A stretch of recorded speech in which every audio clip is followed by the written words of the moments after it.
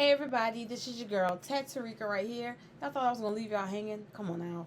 So right now I'm about to do a reaction to the MrBallen video. So this is the one that just came out yesterday. So we're about to get into this reaction.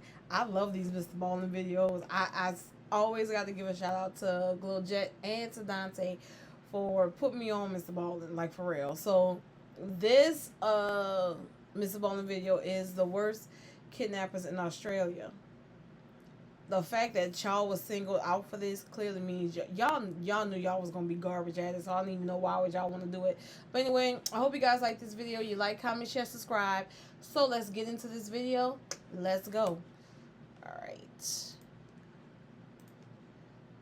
In 2008, a young man was driving along a dirt road in a forest when he spotted up ahead this large, strange-looking animal that he didn't recognize that appeared to be dead on the side of the road. And so, curious what it was, he drove past the dead animal and he stopped his car and he got out and began walking back up the road towards the animal to see what it was. And when he got right on top of it, crouched down to get a better look, and as he did, he heard the sound of something moving behind him. And then before he could turn around, everything went black.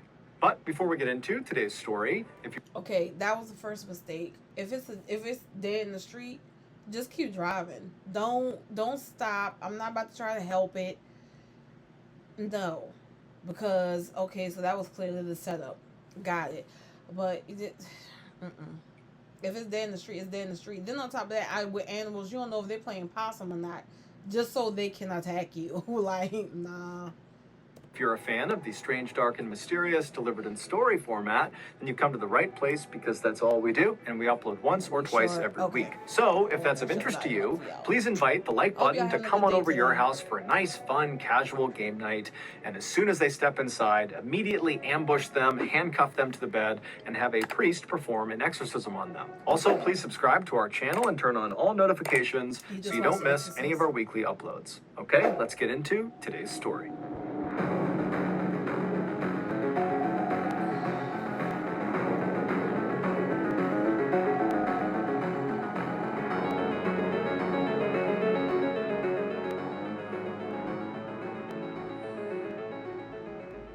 In 2008, 22-year-old Julian Buchwald was living in a small rural town in southern Australia called Budgeree. He lived there with his parents, who owned a small house on a massive 1,200-acre plot of land, which for reference is about 2 square miles. However, this land was made up mostly of thick brush and forested areas, so for the most...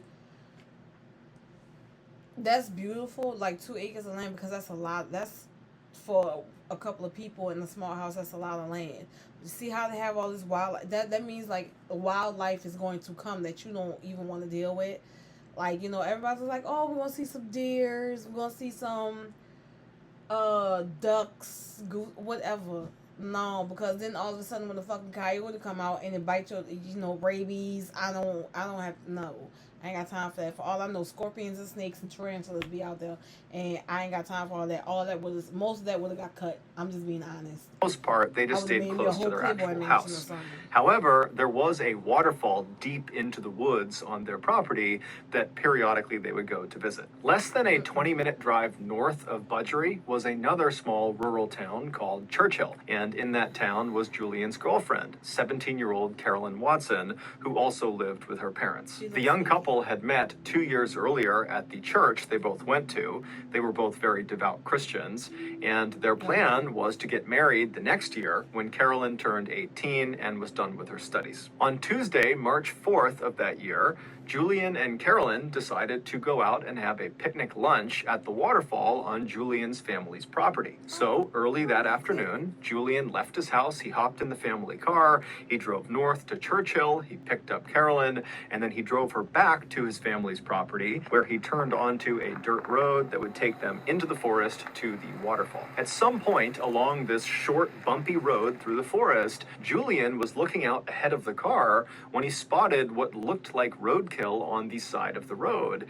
And this roadkill, it looked bigger than he was used to seeing in this area. And so he stared at it as the car kind of rolled past it. And right after they had driven past the roadkill, he turned to Carolyn and said, you know, hey, there's some really weird roadkill on the side of the road right over there. And so Carolyn, who really didn't care, she kind of slowly looked up and turned around and looked, but she didn't see it. And then after that, the two of them did not discuss the roadkill any further. And so Julian just continued to drive along this dirt road until the road kind of opened up into this big clearing. And in the middle of this clearing, which was basically this field, there was a small pond with a 10-foot high waterfall feeding into it. This was the waterfall. Wait, let me see. Oh, that's pretty. Okay. Then yeah, I would definitely take advantage of going to the waterfall then, because that's really pretty. I love waterfalls. I love that type of stuff. That's very pretty. Wait, what is that? Is that better be flower? Is that flowers? That red stuff. You know what? Waterfall. And so Julian parked the car right at the end of the dirt road, right on the edge of this clearing, and he and Carolyn got out. They went around to the back of the car, they got their picnic supplies out of the trunk, and they set up their picnic lunch right on the edge of this pond, looking up at this waterfall. And they were there for about an hour, just kind of enjoying each other's company. And then around 2:30 p.m., they realized it was time to go, because they had told their family they'd be back by 3. And so they packed up all of their picnic stuff, they went back to the car, they put it back in the trunk. They hopped back inside the car, Julian turned it on, he turned the car around, and they began driving back down the dirt road that had brought them in. And as soon as they began driving down this road, Julian remembered the strange roadkill he had seen on their way in. And he decided that he wanted to stop and get out and actually go up to it. And so as they're driving along, he looks over at Carolyn and says, hey, do you mind if I stop the car when I see the roadkill so I can go look at it? Carolyn looked at him and she's like, okay, but remember, we have to be back by 3 p.m. That's what we told our families, so please be quick. And so Julian said, no problem. And so he continued driving along, scanning for this roadkill. But after driving for several minutes, he had not found the roadkill yet. And he started to become worried that he had just driven past it without realizing it. And so he stopped the car. They're pretty close to the end of this dirt road. They're almost back to Julian's property. But he stops the car right in the middle of this dirt road. And he turns to Carolyn and says, hey, you know, I think I drove past it. Do you mind if I just hop out and run back? And so Carolyn was totally annoyed that this roadkill viewing was really becoming quite involved. But she says, okay, go. But again, you got to be quick because, you know, it's almost 3 p.m. And so Julian kind of grinned. That's not how she said it. She was just like, she said, you know how that's how she did it. Hurry up. Just hurry up. All right, you want to look at it? Cool. Hurry up. Just hurry up because we got to be back by 3 o'clock. Like, I'm sick of the roadkill. She's sick of hearing about the roadkill. Lord, at her, he put the car in park, and he hopped out, he turned, and he began jogging back down the road in the direction of the waterfall. And after jogging for maybe 30 seconds or so, the road had turned to the right. And so from where he was on the road, if he turned around, he would not have been able to see his car or Carolyn. He was kind of deep in the thick of this forest. But he knew, you know, this road is not very long, and so I'm sure the roadkill has got to be up here somewhere. And so he decided he would just continue running back along this road for maybe 1 or 2 more minutes, and if he didn't find the roadkill by then, he'd just have to give up, turn around, and head back to the car. And so he began jogging, continuing towards the waterfall on this dirt road, and sure enough, after about a minute, he spots off to the side the roadkill. And so he runs up to it, and right away he sees it's this huge animal that's right on the side of the road. There was a branch from a tree that had kind of obscured the carcass a little bit, and he figured that's why on the return trip he hadn't seen it, because this branch was kind of blocking it from view. And so standing over it, still not even sure what it is, he reached down and he moved the branch, the tree branch, out of the way to get a better look at this big dead animal. And right as he did that, everything went black. Netflix, Amazon, and HBO Max are always swapping movies, but with one just simple search, regardless. A few minutes later, I wouldn't have done that though. Like, real talk. Like, if it was roadkill, it's roadkill. What can I do? I can't help it. It's roadkill, as in it's dead. Just go on by your business. But then maybe for all we know, like this kidnap, like if since Australia's worst kidnappers 9 times out of 10, I don't even know. I don't know. Maybe it's just like they wanted to get some money out of it, something like that. Carolyn, who was still sitting in the car waiting for her boyfriend to come back, looked at her watch and realized it was getting really close to 3 p.m. and still Julian was not back yet. And so, feeling kind of annoyed with him, she sat up in her seat and turned around and looked out the rear window of the car, expecting to see Julian come bounding down the road toward her. But when she looked out the back window, all she saw was this dirt road that kind of bent off to the right out of view and thick trees everywhere. Her boyfriend is nowhere to be seen. Annoyed, she turned back around and sat facing forward again, but began periodically looking in the side view mirror, expecting Julian to pop up at any moment. But after several more minutes went by and still Julian had not come back yet, her annoyance turned into concern. Was Julian actually okay? And so she decided, it's almost 3 p.m. now. We got to get back. I need to get out and actually go investigate and see what's going on with Julian and this roadkill. And so she opened her car door. She stepped outside. She stood up. She turned and she looked down the road in the direction it turned to the right towards the wall. Shit. Damn it. For real, son. Like, why would y'all do this to me? I was looking at that. Hold on. Not a real fall. I thought it was a real. So then, was that waterfall fake? Oh, wait, I didn't even see it. Hold on. That's a dirt road, right? I don't see something.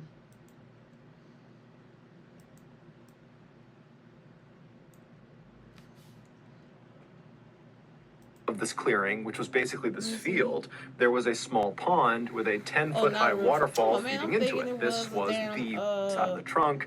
And man, y'all wrong for this.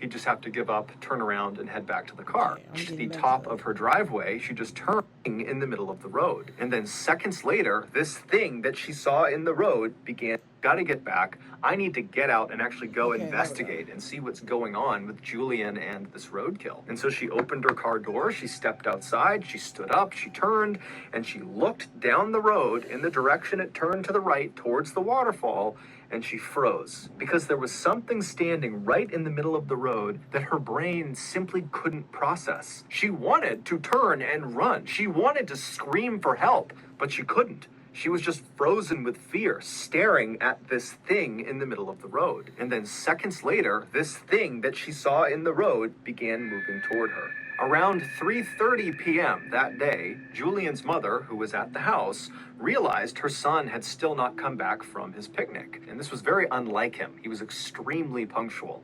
And so she stepped out onto the front porch to wait for him. But after waiting on the front porch for 30 minutes and him not showing up again, she got really concerned. And so she left the porch and went down onto their driveway, and their driveway extended right up to the main road that ran along the front of the house. And when she reached the top of her driveway, she just turned and watched down the main road, waiting for her son to come back. Because in order to get to the waterfall, you had to get on this main road and then turn onto that dirt road that was a little ways down this main road. And so she's just standing there looking down the road, waiting for her son, but he's still not coming out of that dirt road. And as she's looking in this direction, she happens to glance along the chain link fence that ran along the front of her property. And she noticed there was a plastic bottle that had been jammed through one of the chain links. And so she decided she would just go over and see what it was, because it didn't make any sense that there would be a bottle in her fence. And so she walks over, she pulls the bottle out of the fence, and she realizes there is a tightly rolled piece of paper that's inside of the bottle. And so she unscrews the cap, she turns the bottle over, and she pours this little piece of paper out. She unfurls the piece of paper and sees there's writing on it. And as she's reading it, her heart starts to race and she covers her mouth. This note was clearly intended for her to read, or someone in the family to read that day. Right. Because it was about what happened to Julian and Carolyn that day. The note, which was covered in all these strange satanic symbols and was barely understandable because the grammar and spelling was so terrible, it generally communicated that Julian and Carolyn, who they called the boy and the girl, had been kidnapped. And so long as the family did not contact police, they, the boy and the girl, Julian and Carolyn, would be returned. It didn't really specify what they were going to do to them, and there was no ransom. It basically just said, you better not tell police or else. Well, Julian's mother was... So basically, Satan followers, pretty much is what it is. They'll kidnap these two because they know that these two are devout Christians. This might turn to like some satanic ritual. They might like do like the sacrifice thing or something like that. I hope that's not where the story is going. It's a 50-50 shot. Oh, Lord. Was terrified. She had no idea what to do. And despite this threat of some sort of harm to her children, to her family, if she went to police, she still called the police. And so the police, they came out to her property, they inspected the note, and right away, they noticed at the bottom of the note, it was signed with the initials ONA. And so those initials, combined with these strange satanic symbols all over it, led police to discover who ONA was. ONA was a cult. It was the Order of Nine Angles, and they are a self-professed satanic cult that operates primarily in Europe, but also has chapters in the United States, in Canada, in Russia, and also in Australia. This cult believes that Christians are the enemy of the world, and they need to be destroyed in order to institute a militaristic new world order they called the Imperium. And if that wasn't frightening enough, this cult openly advocates for, and apparently practices, human sacrifice. They have come out and said the people they kill in these sacrifices are people they consider lesser thans, basically the bad people of society. And if you are an ONA cult member, then who better to sacrifice than Julian and Carolyn, two devout Christians, and so two clear enemies of the ONA. Now, at first, when the Who the fuck do you think you is? I'm trying to curb the cursing in the videos, YouTube ad, all that good stuff. This is the thing. Who you think you are to bust up someone's lesser than you? It was like, and some people there's like they're not Christians, all this type of stuff. You believe what you want, okay? But y'all practice human sacrifice. Y'all want to bring the new world order. I'm just like, say, you know what? These ones is gonna end up bringing the apocalypse. So just be prepared to die at this point. Like this, it's stupid stuff like that. Like, hey, you want to prove that you are a true believer. Oh my goodness. People make me sick. Police saw this note and kind of put this together. They're thinking, this has got to be a prank. I mean, Carolyn and Julian have only been gone for a couple of hours at this point, and all we have is this note in a bottle stuck into the fence. This does not seem like some huge conspiracy of a cult coming in here and snatching these kids to commit some human sacrifice. But when Carolyn's parents found out about this note and how they were still missing, they would tell the police, 10 days ago, we received a letter in the mail that had strange satanic symbols all over it, and it really didn't make any sense. It basically was threatening them not to go to police, but 10 days ago, they had no reason to go to police, and so they just didn't really understand why they received this message or who had sent it, and so they had just kind of dismissed it and not told anyone. But now, with these two notes looking nearly identical, it seemed fairly obvious that whether it was the ONA or some other person or group, whoever was behind the kidnapping of Julian and Carolyn had clearly been watching both of their properties prior to the attack, which meant this was likely a more sophisticated kidnapping than it seemed. So that evening, the police launched this huge air and land search all over Julian's family's property, but despite looking everywhere, they found no sign of the young couple. There was just nothing. And over the next few days, when still there was just no sign of Julian or Carolyn, and there was no more word coming in from ONA, there were no more bottles stuck in fences or stuck in mailboxes, the police began to prepare for the worst. Then something totally unexpected happened. On March 11th, so 7 days after Carolyn and Julian went missing, a farmer was driving along this winding back road up in the mountains right near Alpine National Park. Alpine National Park is this very rugged, mountainous place that's about 250 miles to the north of Budgery. And so as this guy is driving along this road, which is very heavily forested on either side, he sees up ahead this young man and young woman who are barely wearing any clothes, come come stumbling out of the forest and kind of plop down on the side of the road. And so concerned they're hurt or they're lost or something, the farmer rolled right up next to them and he rolled his window down and asked, hey, are you guys okay? And they got up and they kind of stumbled their way over to the car and they introduced themselves as Carolyn and Julian, and they pleaded for his help. And so the farmer helped them into his car and he drove them to the hospital. It wasn't long before the police in Budgery learned that Carolyn and Julian had been found, and they were... 1 second. And we're back. Mom's had to tell me something. All right, let's get back into this. Alive. And so very quickly, they rushed up to that hospital near the national park. And when they got there, they spoke to doctors who would say, Carolyn and Julian are very traumatized. They're horribly sunburned. They're covered in bug bites. They got cuts and bruises all over them, but they're okay. They're going to survive. And so the police went into Julian and Carolyn's room. And at first, they just talked to them for a couple of minutes to really see that they were okay. And after feeling pretty confident that they were, they said, look, I don't mean to just jump right into the trauma you've just experienced, but we really need any information you can give us about what just happened. Who did this to you? Who brought you out here? Because if it's ONA and they're out in the Alpine National Park, we need to know about it. We need to get out there and we need to stop them. And so Julian and Carolyn would both independently sit down and tell the police what happened to them. And so the following is the combined story of these two accounts that they gave police. But before we get into that, I want to tell you about today's sponsor, Current. Banking is one of the few industries that has yet to be modernized by technology.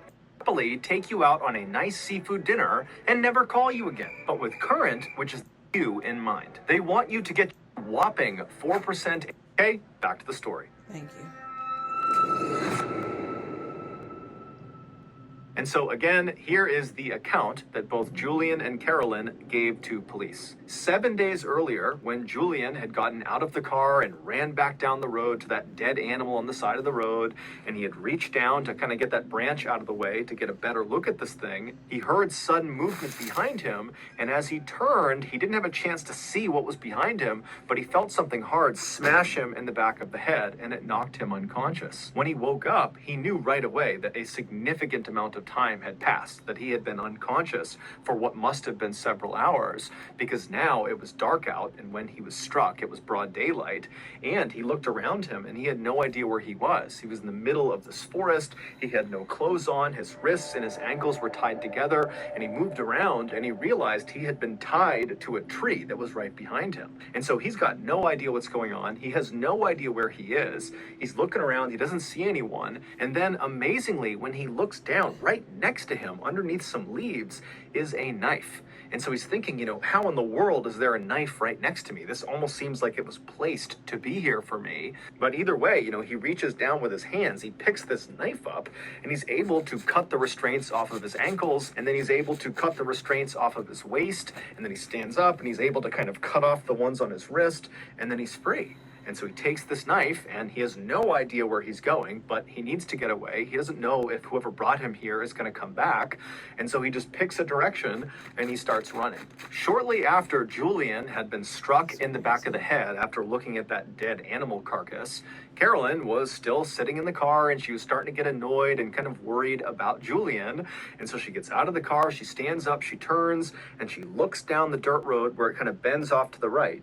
And standing in the road, maybe 10 feet away from her, is this man wearing all black. He's got a black balaclava over his face, and he's looking right at her. And so she's so scared, she just frozen to the spot. And then this guy charges her, he tackles her to the ground, and then once she's on the ground, he rips all her clothes off, and then he binds her wrists, her ankles, he ties them together, so she's hogtied, and then he puts a blindfold around her eyes. And so she's lying on the road, she can't move, she can't see anything, and she hears her attacker run off down the road. And then a couple of minutes later, she hears a car approaching, and it stops right near her, and then she hears the sound of a car door opening, someone walking up to her, and then they pick her up and they put her in the trunk of this car, they shut the trunk, and then the car kicks into gear and it starts driving away. And so for hours and hours, she lay in the trunk in this horrible position where the circulation to her wrists and to her ankles were cut off. And so she's getting shooting pain in her limbs, and it's totally uncomfortable. uncomfortable. And then after several hours, the car eventually turns on to some really bumpy road, and then it comes to a stop. And then she hears the sound of the driver open the door. They walk around to the back of the car. The trunk pops open. And then this person pulls the blindfold off of her eyes. And she sees, even though her eyes are taking a second to adjust, that it's the man with the balaclava on. And he picks her up and he throws her on the ground. And then after he shuts the trunk, he walks over to Carolyn and he grabs her by the wrists and he begins dragging her into the woods. And so as she's being dragged, Carolyn is thinking, I'm about to be killed somewhere in the middle of the woods. There's nothing I can do. I can't go anywhere. I can't do anything. And after several minutes of being dragged, she gets dropped. And then this man with the balaclava, he walks back to the car and he gets a shovel. And when he walks over to her, he makes a special point of showing her the shovel. And then he rolls her onto her side so she's positioned in such a way that she can see what he's doing. And then right in front of her, he takes that shovel and he begins digging a hole in the ground. And so Carolyn's watching him and she's thinking, he's digging my grave. And so for several hours, Carolyn just laid there wondering what was going to happen to her as this guy dug this hole deeper and deeper into the ground. And then finally, when the hole was apparently deep enough, that shit's scary. First of all, I'm like, girl, I understand you was in shock, but I was, y'all would have to snap out that. You looking at me, I'm looking at you. Always have a shank, I promise you. Because the moment he tackled me, all of a sudden he would have felt a shooting pain in his kidney. Because I would have been like I'm leaning or something around here with a side. Just at a BC shank. You got me fucked up. You ain't about to take me, dude. The guy got out of the hole, he dumped the shovel, he walked over to her, he picked her up, and he threw her into the hole. And so Carolyn at this point is literally anticipating death at any moment. She doesn't know how he's going to kill her, but she thinks it's going to happen any minute. And so she wriggles herself onto her knees and does the only thing she can think to do, which is just to pray. And so as she's sitting there kneeling and praying, she hears the sound of her attacker walking off. Now, the hole was deep enough that she actually could not see where he was going, but she could clearly tell he was walking away. It was almost like her prayer had been answered, that this guy was going to leave her alone. But even with this guy potentially gone, she was still in a perilous situation because she's stuck in this hole. She can't go anywhere. She's still tied up, and the temperatures are dropping rapidly, and she's got no clothes on. After Julian had managed to free himself from his restraints with that knife that he found, and after he had turned and just started running in a general direction, he had begun yelling out for help. He knew that by yelling out, he very likely could be alerting the person who had brought him here. But he's thinking, it's freezing, I don't have clothes on, I have to get help right now. And maybe Carolyn is out there. And so he's just kind of yelling out for help. And at some point, a voice yells back to him, and it's a voice he knows very well. It's Carolyn. And so in the darkness, he's kind of fumbling through all the trees, and he's listening for Carolyn's voice. And finally, he reaches her, and he finds her in this hole, hogtied, screaming out for him. And so there's this moment where he kind of explains what happened to him, and she's trying to explain what happened to her, but they're just so scared that this attacker is going to come back that Julian just hops into the hole, he cuts her restraints, and then Julian helps Carolyn out of the hole. And at this point, Carolyn can barely walk because the circulation had been cut off, for the most part, to her legs for the better part of 6, 7, 8 hours at this point. But still, they're desperate to get out of here. So Julian's kind of holding Carolyn up, and they begin to walk away from this hole site. And as they're leaving, they begin scanning around the area in case, this attacker has left something else on the ground, because Julian had said, I found a knife. Why does it do this to me? Oh, Lord, MacBook, you're messing me up, my baby. This is my thing. I would have been secure as old boy because I got a knife, like, off rip. Like, I ain't gonna lie, that's my choice of weaponry. But you got the knife off rip. All you gotta do is just make sure you getting her out, but at the same time, you stay alert, like, every which way you looking in the direction. So that way, if you see your boy come, just be like, just stand there looking at him. You already naked, so just look at him. As soon as he start running towards you, I make sure the knife is out of his sight. He know he left it to you, but he just don't, As soon as he runs to you and he try to tackle you, just go ahead and just get him straight in the heart. Just right there. Throw that shit.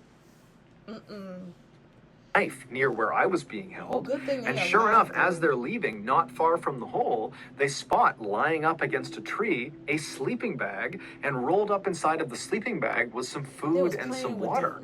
And so Julian and Carolyn, they can't understand how in the world this has happened. Both the horrible luck of being kidnapped and brought out here, and the unbelievable luck of finding life-saving supplies just laying nearby.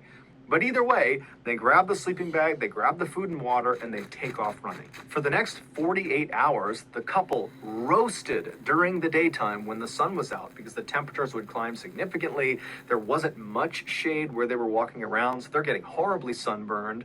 And then at night, the temperatures would plummet and they'd be freezing cold, and they'd get inside of their one sleeping bag and they'd shiver together and do their best to ration some food and water. And they're telling themselves, to stay positive, that eventually if they just keep on moving every day, they're going to find a person, they're going to find a road, they're going to find something that will save them. But to their horror, at the end of those first 48 hours, as they're stumbling through this mountainous, treacherous terrain, they found themselves stumbling back into the same area they had tried to run away from. There was the hole in the ground where Carolyn had been thrown inside of. They had accidentally, over the past 2 days, walked in a big circle. Now, luckily, when they arrived back at this site, there was no one there. The attacker was long gone, and it would turn out this accident likely saved their lives, because as they looked at this site, they saw propped up against a tree was a backpack. And so they ran over to the backpack, they opened it up, and there was food, water, some clothing, and a map of the area. Now, again, the couple is totally dumbfounded why they are just happening to find these life-saving supplies right when they need them. But at the same time, they're thinking, okay, well, if these supplies are sitting here, then certainly the person who has left them here, their attacker, they're going to be back soon. And so they just grabbed the backpack with everything inside of it and they took off running. And for the next 5 days, they used that map as best as they could, and they eventually stumbled their way through the terrain, roasting during the daytime and freezing at night. And eventually they reached that road where they stumbled out, and the farmer driving along the back road, he spotted them and he brought them to the hospital. After hearing this story, the police very quickly organized a massive search around the area of Alpine National Park where the farmer picked up Julian and Carolyn, because they're thinking, okay, it's got to be right around here that we'll find the man in the balaclava that might lead us to the ONA, or maybe he's not connected to the ONA, but whoever he is, we need to find this guy. And so the police, they go out, they do this huge search. They don't find the man with the balaclava. They don't find any sign of the ONA, but they do find that area where that hole had been dug that Carolyn had been thrown in. And when they searched that area, they found the shovel, they found some rope, and they found some duct tape. And when they brought that in to be examined, they couldn't believe what they discovered. All of those items belonged to Julian, which meant either the kidnapper had taken all of these supplies from Julian right before going out and perpetrating this kidnapping, or, much more likely, Julian had supplied these things to the kidnapper and so was involved in some way in this kidnapping. And so the police If went... that's the case, boy, you fucking crazy. Ooh. Boy, if that's the case, and I'm sitting here feeling sorry for you, I'll punch your ass in the throat. Went to Julian and confronted him with this information and said, you're not telling us everything because these are your items. And at first, Julian would completely deny any accusations that he had anything to do with this. But after some very serious police pressure was put on him, he cracked. The following is the real story of what happened. Back on March 4th, so the day that Julian and Carolyn went missing, Julian, after picking Carolyn up, they made it onto that dirt road that led into the forest towards the waterfall, and as they're driving along, Julian claimed to have seen some roadkill, some very strange roadkill on the side of the road. And so when Carolyn kind of turned around to look and didn't see it, Julian made it seem like, oh, we drove past it, that's why you didn't see it. But in reality, there was never any roadkill. That was completely made up. There was no roadkill. All Julian was doing was creating something that would allow him to then get out of the car at the end of their trip. And so they drive the rest of the way into the waterfall. They have their picnic. What is the... I know I'm pausing, but what is the point? Like, you went through all of that.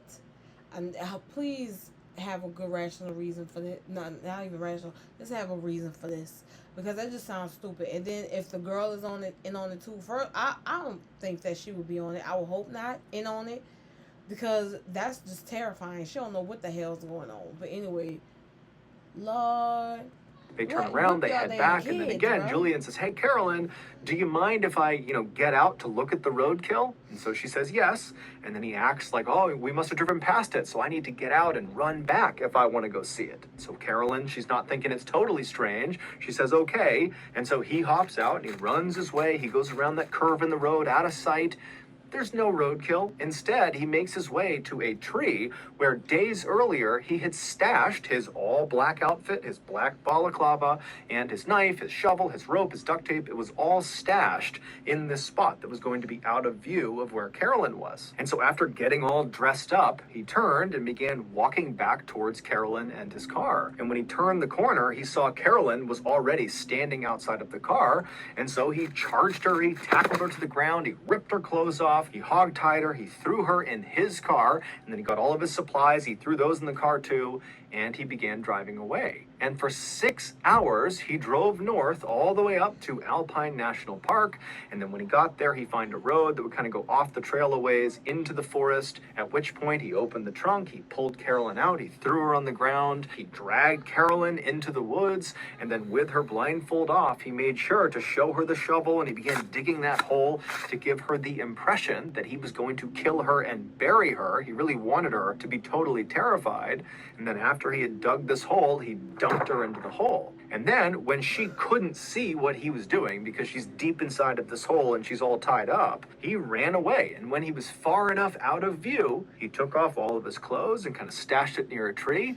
And then completely naked, besides his knife, which would be his alibi for how he had gotten free, he began moving back towards the site where he knew Carolyn was in this hole. And then after waiting a little bit, he began yelling out for help. And then she heard him. And so she yells back to him, "Yo, Julian, I'm over here." And so Julian goes to the sound of her voice. And then when he sees her, he pitches her this ridiculous story about how he was tied up over there, but he found this knife and he was able to cut himself free. And look, I'll cut you free. Oh, the attacker's going to come back soon. And so he helps her out of the hole. And oh, look, they left a sleeping bag and some food and water. Let's go. And so he grabs the supplies and they head off into the bush. Now, the whole time, over the course of these 7 days, Julian knew exactly where he was. And so when they accidentally went in a circle and arrived back at the site where the hole was and then found that backpack that had more food and more water and some more supplies, that was intentional. That was not an accident. He had left the backpack there, and so that's why they had doubled back.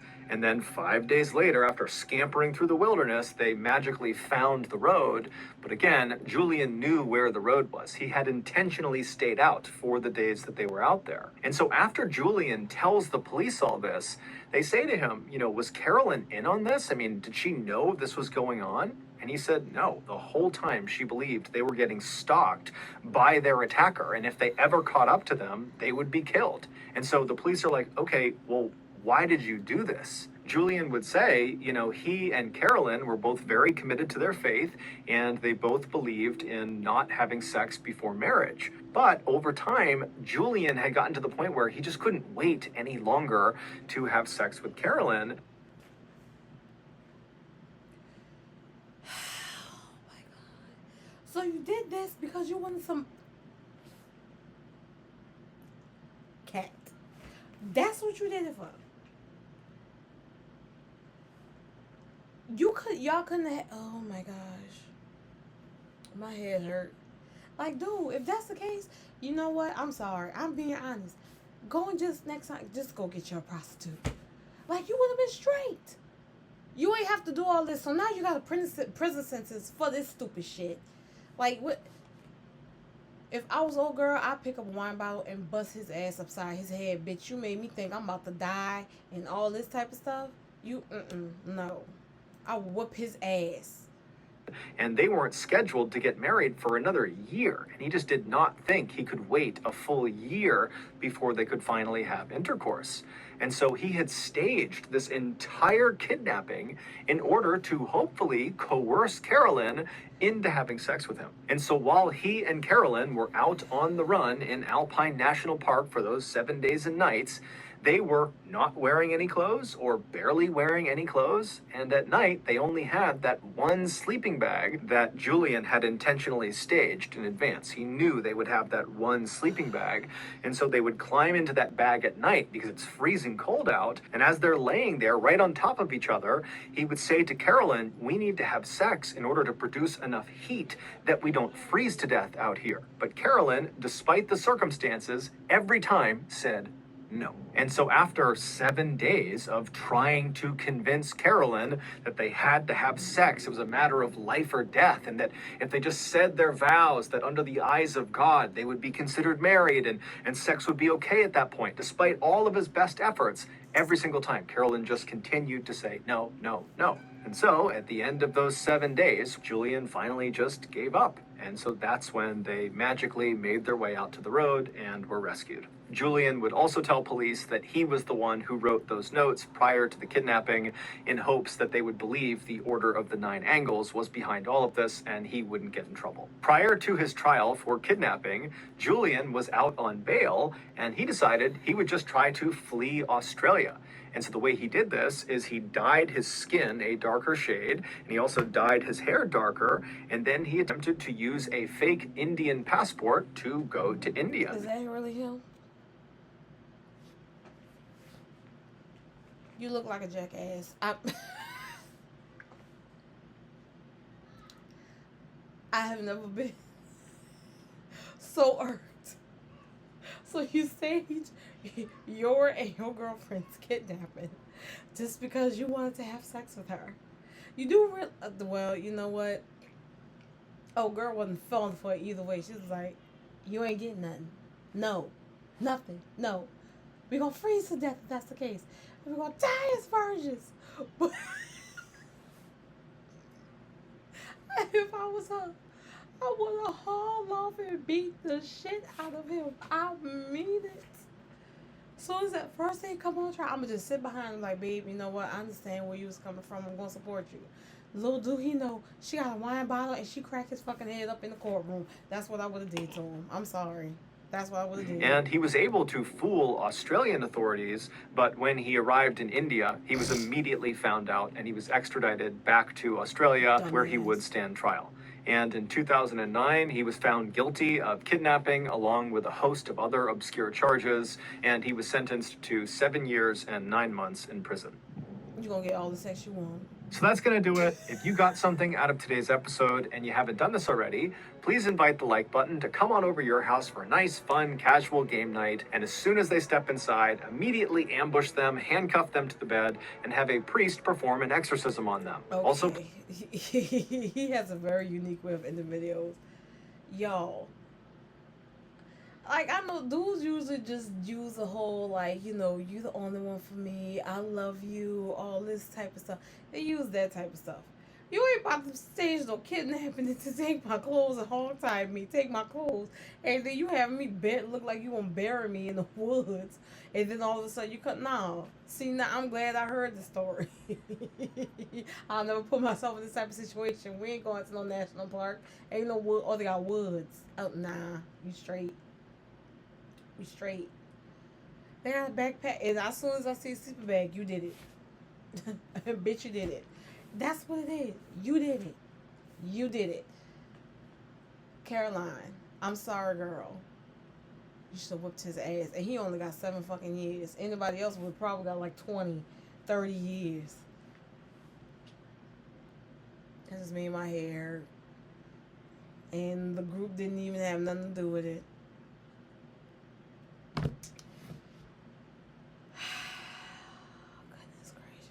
Goodness gracious. I would just tell her you really want to get married and just go ahead and elope. You could have literally just did that. Because every girl was like, but we still have a wedding, but I just really love you and I want to marry you. He could have easily said that, Chad. He really could have. That's just stupid. Y'all hate the kids. Anyway, but again, I hope you guys like this video. Let me know what y'all think. I hope you guys like, comment, share, subscribe. I love y'all so much, and I'm going to see y'all for the next video. Later. For some piece of cat. Like, really.